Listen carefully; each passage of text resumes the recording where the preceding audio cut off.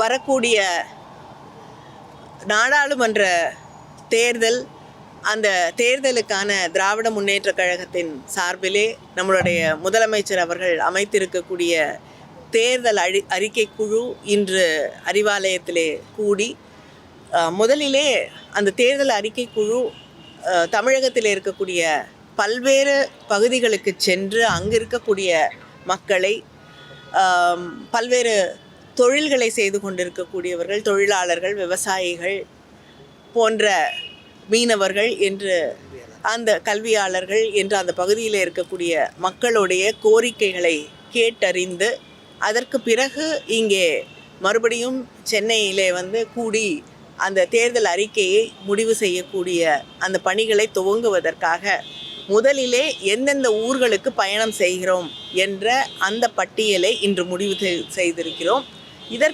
இந்த பட்டியலை முதல்வர் அவர்களிடம் காட்டி ஒப்புதல் பெற்ற பிறகு அந்த ஊர்களுக்கு பயணம் செய்து எந்தெந்த விஷயங்களை பற்றி நாங்கள் கருத்திலே எடுத்துக்கொண்டு இந்த தேர்தல் அறிக்கையை தயார் செய்ய போகிறோம் என்ற விஷயங்கள் போக போக அடுத்த கூட்டங்களிலே முடிவு செய்யப்படும்.